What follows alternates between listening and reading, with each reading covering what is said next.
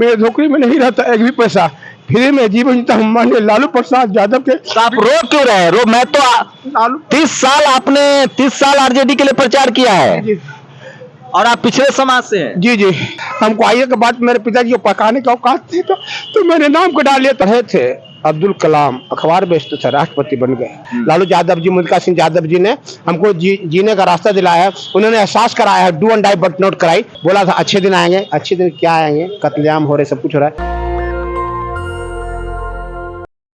आज जो इस देश के प्रधानमंत्री हैं वो दावा करते हैं कि 40 साल उन्होंने भिक्षा मांगा है, मतलब भीख मांगा है। वो आरएसएस के कार्यकर्ता थे। उनका प्रधानमंत्री का क्लेम है कि वो चाय बेचने वाले के बेटा हैं, वो गरीब थे, उनके पास कुछ नहीं था और बीजेपी ने सत्ता के शिखर तक पहुंचाया। आरएसएस के कार्यकर्ता थे, उन्होंने अपना घर परिवार भी छोड़ दिया। लेकिन सोचिए डेमोक्रेसी की जड़ें कितनी गहरी है, लोकतंत्र कैसे जिंदा है और क्या तमाम एससी, एसटी, ओबीसी और बहुजन लीडरशिप वाली नेताओं से गलती हो रही है। मेरे साथ एक शख्स हैं, इनका कहना है कि मैंने 30 साल लालू यादव की पार्टी को दिया है। ये ओबीसी समाज से हैं और परिवार ही चलाते हैं। इनका परिवार ऐसा नहीं कि इन्होंने परिवार छोड़ दिया, बच्चे छोड़ दिए, ये परिवार भी चलाते हैं। और ये साइकिल का पूरा सेटअप देखिए, ये 365 दिन आरजेडी का प्रचार करते हैं। ये देखिए यहाँ इनका सेटअप जो है, ये साइकिल में इन्होंने लगा दिया है। इसका मतलब है कि नरेंद्र मोदी ने अपना परिवार छोड़ दिया था, उन्होंने अपनी पत्नी को छोड़ दिया और वो काम में लग गए और राजनीति के शिखर पर हैं। तो क्या दलित पिछड़े नेताओं को, अपने कार्यकर्ता को पहचानने में देरी हो रही है? सवाल है कि एक शख्स जिसने 30 साल दिया हो पार्टी को, इससे बड़ा कैडर कौन हो सकता है?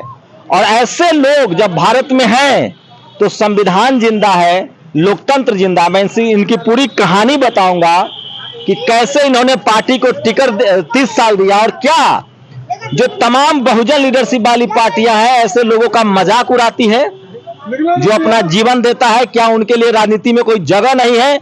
मैं एक बार आपको बता दूं, लालू प्रसाद यादव हो, नीतीश कुमार हो या रामविलास जी हो, ये वो लोग हैं जो गरीबी में आए थे, इनके पास कोई राजनीतिक विरासत नहीं थी। लेकिन उस समय के नेताओं ने, चाहे वो चौधरी चरण सिंह हो, देवीलाल हो या भारत रत्न जननायक कर्पूरी ठाकुर हो, इन लोगों ने ऐसे लोगों को पहचाना और संसद पहुंचाया, विधानसभा पहुंचाया।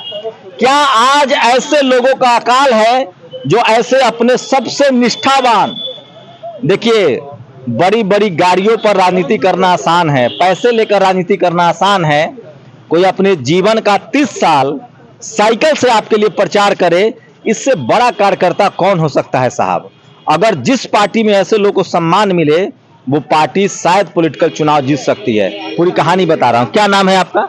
मेरा नाम है कवि विनय बिहारी साहब। मेरी जिंदगी में अच्छे अभाव, मेरे नौकरी में नहीं रहता एक भी पैसा, फ्री में जीवन जीता हूँ। माननीय लालू प्रसाद यादव के। तो आप रो क्यों रहे हैं? मैं तो लालू 30 साल आरजेडी के लिए प्रचार किया है जी और आप पिछड़े समाज से हैं। जी जी, तो लोग तो बहुत मजाक उड़ाते होंगे आपका।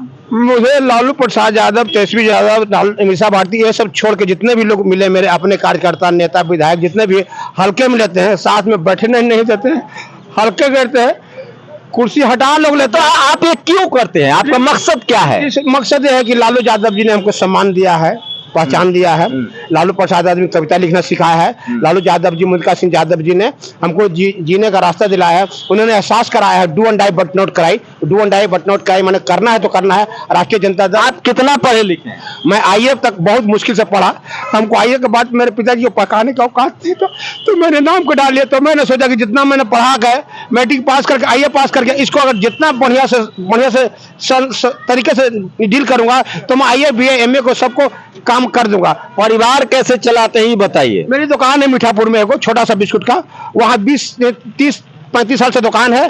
पर 15 साल उसमें लाइन था। जब मेरे 2005 में लाइन सरकार चला गया तो मैंने लाइन कटवा दिया। मैं आस्था रखता हूँ आरसीडी। आप बच्चे आपके क्या करते हैं? मेरे बच्चे सब पढ़ते हैं और मेरे बच्चे पढ़ते हैं और उसको हम साइकिल से फेरी करते हैं, बिस्कुट से फेरी कर करके दुकान जा करके पापा बिस्कुट, समोसा बिस्कुट बेच करके दिन रात मेहनत कर करके। और आपका मकसद क्या है? आप जीवन में हम सब कुछ करते हैं ना, परिवार चलाना मकसद होता है, एसपी, डीएम, कलेक्टर बनना मकसद होता है।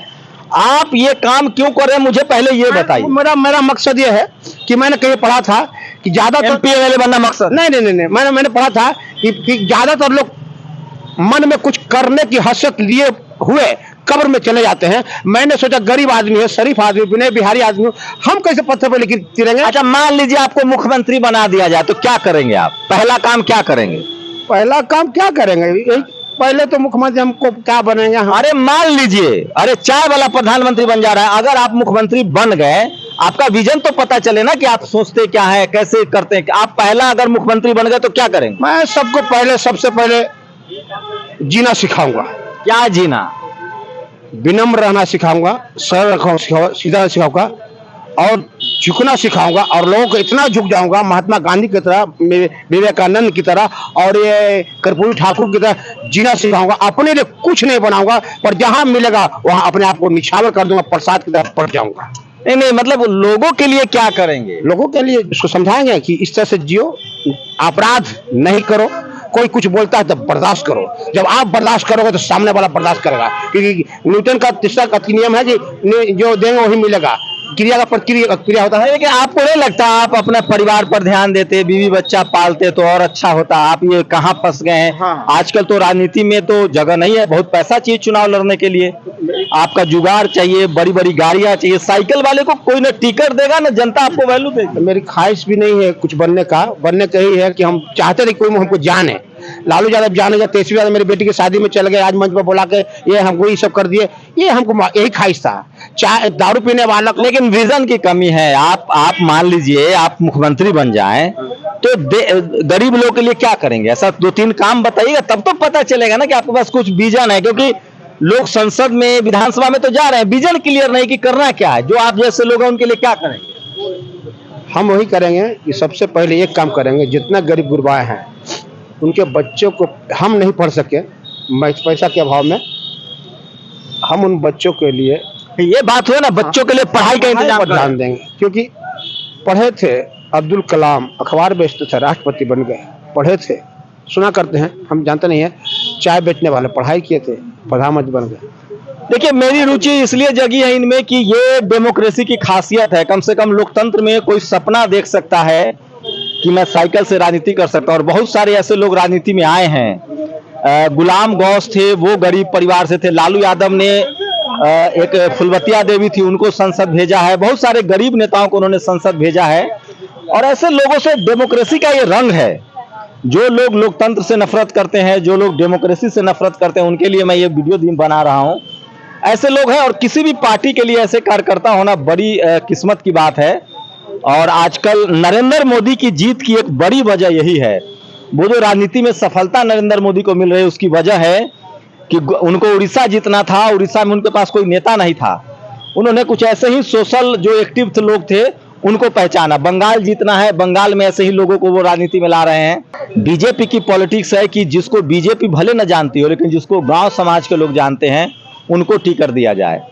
कहीं ना कहीं ये एक गैप हुआ है। जो बहुजन लीडरशिप वाली पार्टियां हैं, वो दौर खत्म हो रहा है। एक दौर था जब इस देश में बीकर सेक्शन के जो कर्तव्यनिष्ठ कार्यकर्ता थे उनको टिकट दिया गया। लेकिन राजनीति को अब इतना महंगा बना दिया गया है कि हर पॉलिटिकल पार्टी पहले सोचती है कि अगर गरीबों को टिकट देंगे तो वो चुनाव कैसे जीतेगा। तो राजनीति का अपराधीकरण नहीं हुआ है, राजनीति का पैसाकरण हो गया है। लेकिन मैं फिर कह रहा हूं, ऐसे लोग हैं जिनको लोकतंत्र में भरोसा है, डेमोक्रेसी में भरोसा है। वो अपना परिवार भी चला रहे हैं और पार्टी की सेवा भी कर रहे हैं। लालू चालीसा भी पढ़ते जी, बनाए मैंने। हाँ, बोल दीजिए। माननीय लालू प्रसाद आज चलिए, लालू चालीसा छोड़िए, हमको बताइए लालू जी आपको पसंद क्यों है? लालू जी पसंद ही है, दिल की बात बात है। हाँ। मेरा जहानाबाद घर है, दुकान था छोटा, वो 40 साल पहले बच्चा थे। तो मेरे पिताजी कहते थे कि बेटा गरीब के नेता लालू यादव है। तो लालू यादव क्या होता है पापा? अरे तुम नहीं जानते हो, हमारा गांव, मेरा भैया जुनाठी गांव है, जहानाबाद से बाभनी का गांव है, बावन का। वहाँ भैया हम लोग को तेली जात को, ठीक है, जातिवाद था, मैं समझ। बोले कि बेटा गरीब को आवाज दिया है, बोलना सिखाया, चलना सिखाया, गरीब के नेता लालू यादव है। तो मैंने उसी वक्त कमिटमेंट किया था कि हम पापा पढ़ेंगे लिखेंगे, बाकी अगर कुछ नहीं करेंगे तो लालू प्रसाद यादव। लालू यादव जी के जो बेटे हैं तेजस्वी यादव, वो कैसे लगते हैं आपको? लालू यादव में वो गुण है, वो दर्द है गरीबों के लिए जो लालू जी में था। हाँ, तेजस्वी यादव जी में है दर्द। वो उनके लिए एक कविता सुना दें हम। अब कविता नहीं, हमको शॉर्टकट में लालू बताइए। प्रसाद यादव जी से बेहतर काम तेजस्वी यादव जी कर रहे हैं। लालू प्रसाद यादव से बेहतर काम आगे भी करेंगे। ये सबको सम्मान करते हैं। ये राजनीतिक वाला बयान, नेता है इसका मतलब आप बहुत ज्यादा सीधा नहीं है आप जितना दिख रहे हैं। जी जी जी। तो जो है राजनीति का वो दुविधा। हमको लालू तेजस्वी यादव को बहुत आदर दिया है, मान दिया है और सब जो है काम किए हैं। परसों रास्ते में भेंट गए थे, परसों वहाँ तारा मंडल के पास हम साइकिल पे गुजर रहे थे झंडा लेकर के। तेजस्वी यादव जी ने परसों जिस दिन 43 जाति का था ना पासीघाट, गाड़ी रोक दिया तारा मंडल में। अब पूछा कैसे हैं विनय बिहारी, हम सर ठीक है। तो एक कम बड़ी बात है, एक आदमी रोकता है किसी को तरसते रहता है, तो हम तो तेजस्वी को कदर करेंगे, नाम लेंगे और कोई खास हमारा नहीं, ये तो आपका व्यक्तिगत रिश्ता हुआ ना। उनका काम क्यों अच्छा लगता है, क्या अच्छा लगता काम है? इसलिए अच्छा लगता है कि उन्होंने मौका मिला था 17 महीने का, तो उन्होंने सोचा कि हमको करना क्या है, हमको टेलर कैसे दिखाना है, तो उन्होंने कुछ काम तो किया, नौकरी दिया। नौकरी अच्छा, नरेंद्र मोदी भी बहुत गरीब के लड़का हैं, आपकी जाति के भी हैं, ओबीसी हैं, उनको आप क्यों को पसंद नहीं करते? पसंद नहीं करते हैं कि उन्होंने कहा था कि 15 लाख देंगे नौकरी पैसा। हम भी संयोग से कुछ लोगों को दिलवाए थे कि 15 लाख रुपया मिल जाएगा, पैसा नहीं मिला। बोला था अच्छे दिन आएंगे, अच्छे दिन क्या आएंगे, कत्लेआम हो रहे, सब कुछ हो रहा है, ये हमको उनको पसंद नहीं पड़ता है। हमको उनका बाद में वजन नहीं दिखता है, इसलिए हम नहीं पसंद करते।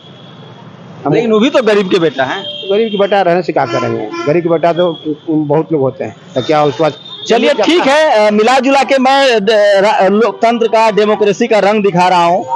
कम से कम लोकतंत्र है तो ऐसे लोग सोच तो रहे हैं कि हम कभी एमएलए बनेंगे, एमपी बनेंगे, बड़ी अच्छी बात है। ये राजनीति का जो विकेंद्रीकरण हुआ, ये बड़ी अच्छी बात है।